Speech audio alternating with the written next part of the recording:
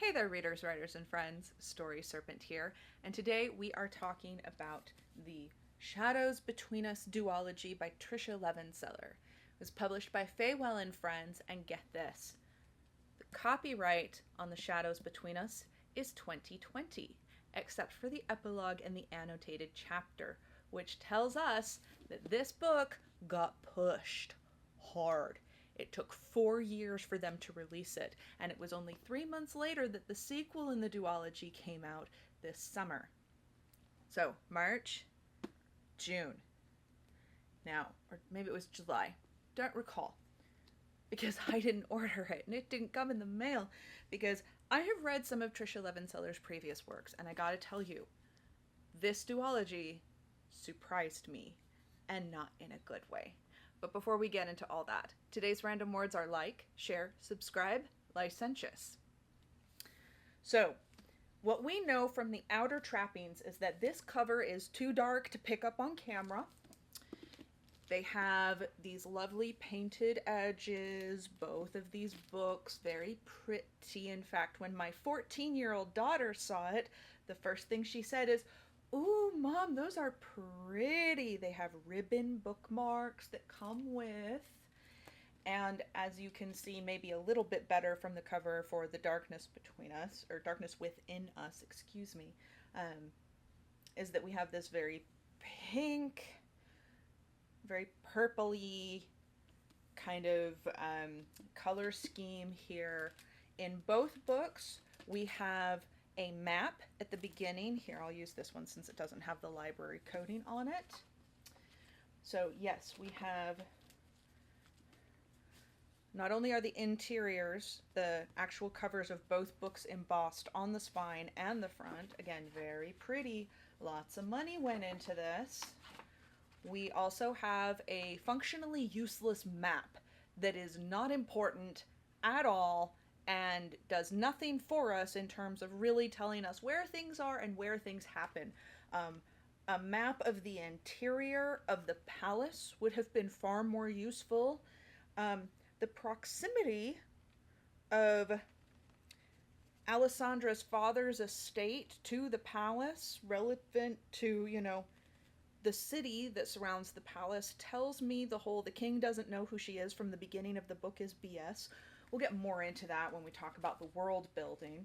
But yeah, so that's these are very, very pretty exteriors that are clearly meant to appeal to younger teens. But if you look these up, either on Amazon or Barnes & Noble, it says specifically ages 17 and 18. Problem is, when you shelve books for 17 and 18-year-olds in the YA section, 13-year-olds still buy them. 13-year-olds can still take them out of the library. And that's true, I know, for all books. But man, if you're trying to indicate who these are really being marketed to, these are being marketed to a much younger YA audience than they really should be. So what does this book have to say for itself? Let's find out. They've never found the body of the first and only boy who broke my heart, and they never will. Okay, so right from the off, we know our protagonist is a killer. Alessandra is tired of being overlooked, but she has a plan to gain power. Woo the Shadow King, marry him, kill him, and take his kingdom for herself. No one knows the extent of the freshly crowned Shadow King's power. Some say he can command the shadows that swirl around him to do his bidding. Others say they speak to him, whispering the thoughts of his enemies. Regardless, Alessandra knows what she deserves, and she's going to do everything within her power to get it. But Alessandra's not the only one trying to kill the king. As attempts on his life are made, she finds herself trying to keep him alive long enough for him to make her his queen, all while struggling not to lose her heart. After all, who better for a shadow king than a cunning, villainous queen? So the whole notion here is this is a villain story. morally gray character at best, and quite frankly, I find that off-putting and tedious, especially in the realm of YA. Teenagers are cementing their values. They are trying to decide who they want to be in the world. So while flawed characters and watching characters overcome their flaws within the context of a narrative is great for teenage brain development, even especially when you don't agree with the choices the character is making and you're like, oh, that was dumb. Oh, he shouldn't have done that. Your brain is building that narrative for you as a person at the same time. Oh, they made that mistake. I don't want to make that mistake. They did that thing. I don't like it. I don't want to do that. That is not what these books do. These books straight up glorify violence, glorify promiscuity, overt sexuality. Our character... I'm trying to decide, do I care about whether I spoil these or not? I really don't. I don't care. I hate these books so much that I don't care. Here's the deal. Alessandra is a piece of garbage who from the very first chapters of the book uses sex to manipulate men into giving her things, but only the ones she can blackmail because she's got dirt on them. Are there any consequences for this for her later? No, not really. One of the guys comes back around and goes, hey, that thing you were threatening to tell my dad, well, it doesn't matter anymore because my dad's dead, which means you are now mine. So while the tables turn on her for like 5 whole seconds, it doesn't last. She gets everything she wants in the end, despite being a despicable person the whole way. I was kind of hoping that the antagonist won out. Like, the Shadow King is terrible. He oppresses his people. He conquers neighboring nations. If we are to believe that power corrupts and those in power using their position and their privilege to harm people is bad, why would we want to see Alessandra rise to that same status when she clearly is also a terrible manipulative person? The craziest part is this book bends over backwards to pack as much intersectional feminism as it can into this very, very small volume. It makes the world building nonsensical. There exists a bride price, aka when you get married, the family of the groom, pays money to the bride's family for the bride. Money doesn't go to her, it goes to her family. Okay. We know that's been a thing historically, fine. Well, then we show up to the court, and not only is everyone like, oh, nobody knows who Alessandra is, which is nonsense, because when you have an estate that proximate to the palace, everyone's going to know who you are. There will be no hiding. It would be absurd. Moreover, I cannot imagine that every single one of her previous paramours, even if whatever it is she has over them that she's threatening them with, you would think at least one of them would decide, yeah, I don't care, especially since our society is super patriarchal. I'm just going to ruin your reputation. Maybe I bounce back. Maybe people find out I'm a gambler and I lost this thing that belonged to my dad. She would have been ruined forever. So not only is she playing fast and loose with her reputation, she is playing fast and loose with her family's ability to get a good bride price for her. Okay, fine. Fight the man, honey, I guess. But when we get to court, we see openly gay couples courting, strolling about hand in hand, whispering to each other in ways that are suggestive, dancing together at balls and parties. That makes no sense.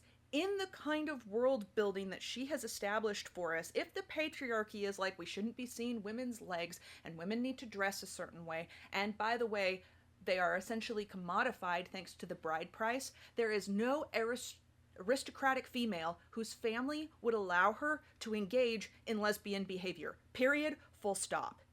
Because if she's a commodity, we can't waste her on her being interested in another woman. It's the sort of thing that would have been so forbidden, so taboo, that it wouldn't just ruin her reputation, it would almost make the family persona non grata at court.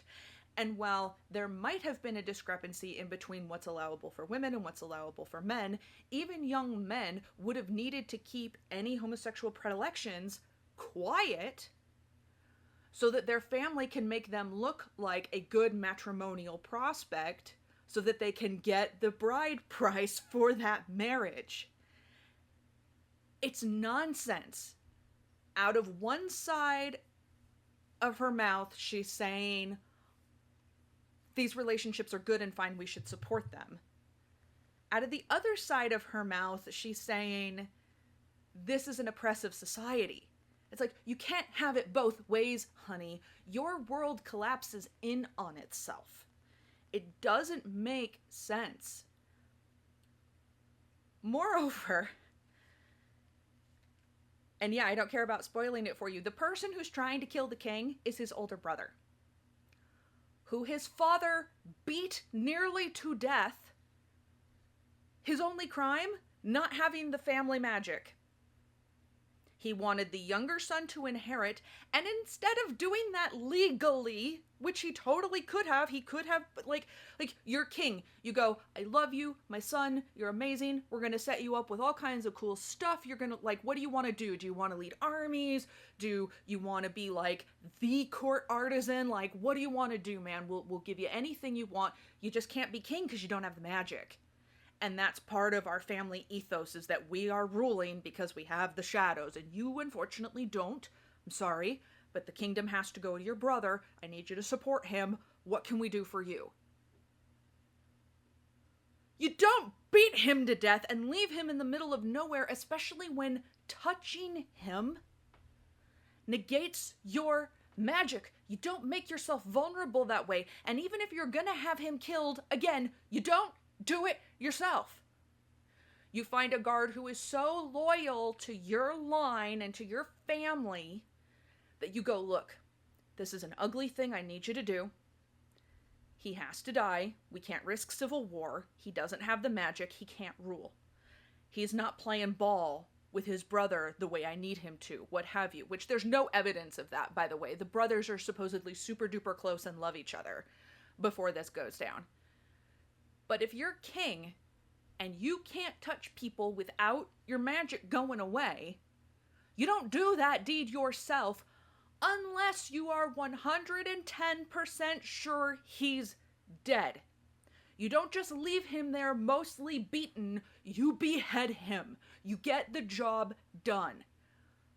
The world building here from any rationale makes no sense. I don't care how the magic works. I'm so bored. It's so tedious. I don't even care. Because everyone in this book is an idiot. We're supposed to believe that Alessandra is cunning and that she knows exactly what she's doing and she's showing up to do all these things, but she keeps making ridiculous missteps that someone who is as socially clever and calculating as she supposedly is would not make. They go into a brothel to try and spy on someone who might know something. Like, it's really nebulous. And the whole, we're both going out and we're going to make ourselves super vulnerable in this way. So stupid. So dumb. There's no way the king himself goes and does this. Moreover, I kept expecting his head of the guard, the member of his council who's in charge of the palace guard and training and all of that, I kept waiting for him to be the villain because the king's guards are so ridiculously incompetent. There's no way these people are actually trained guards. They are so stupid. They let so much slip past them. It's like, what kind of kingdom are you in?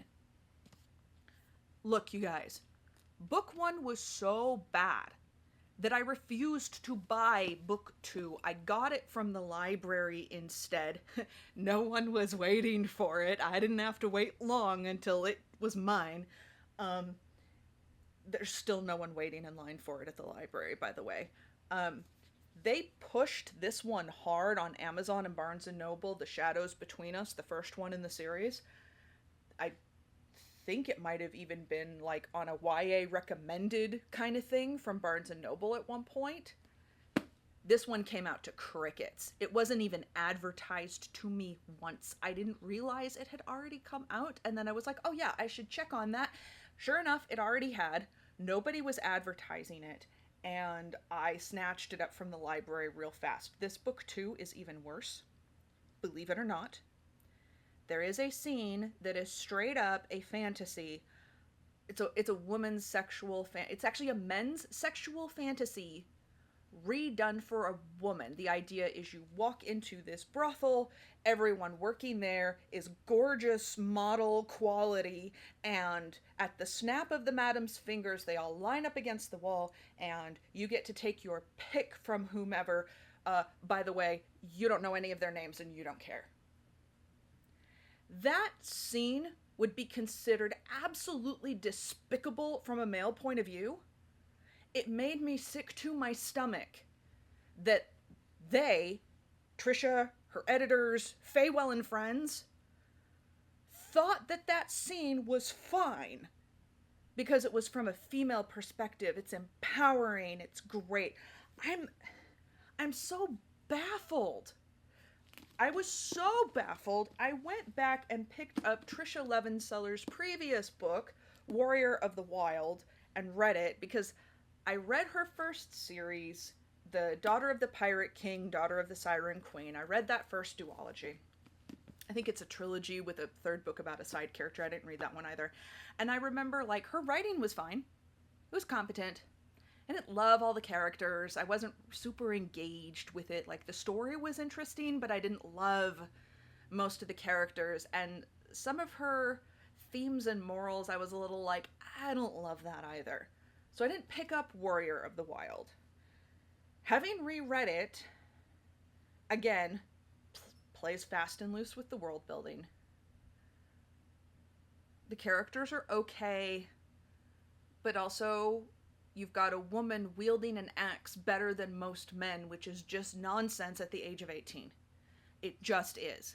Men have more muscle mass than women. They are bigger and stronger. So you get into a lot of like girl bossy silliness where she's saving people when she really shouldn't be able to do that. Really ridiculous. But I guess the story was fine. I never would have predicted this from her previous writings. I'm so confused by how disgusting it is and how gross these characters are and how dumb this world building is.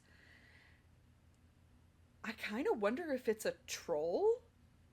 Like, is this her saying that all this intersectional feminism, girl bossy empowerment, sex is great for everybody and you can murder people? That's the other thing. You can murder people and that's fine. According to all these characters, murder's fine. No problem. I almost gotta wonder, like, is Tricia Levenseller trolling? It's that bad. Anyway, I wouldn't recommend these to anyone under the age of 25. You know, they're still working on their fully formed prefrontal cortex, because the morals are despicable and gross, and none of the characters are worth rooting for. I wouldn't recommend it to anyone over the age of 25 because the world building is so bad and so dumb, and most of the time the romance is just icky. Like, it's not even titillating, it's just kind of gross.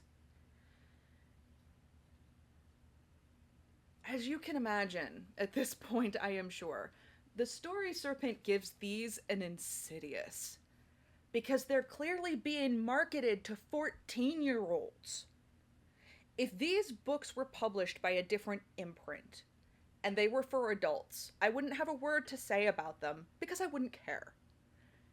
And adults can read whatever adults choose to read, and adults can write whatever adults choose to write for other adults. Fine. But we're talking about teenagers. We're talking about children. We are talking about giving them narratives and characters that they can aspire to embody in their lives, morals that they will be setting down in their decision calculus for their lives going forward. I cannot imagine morally, ethically, in good conscience, handing these books to any teenager anywhere. And it makes me a little worried for Tricia Levenseller to see her go downhill this fast, this crazy. Like, wellness check on Tricia. Is she okay? Anyway, that's all I have for today. If there's a book you want to see the Story Serpent take on, put it in the comments. Until next time, read on, write on, stay sharp.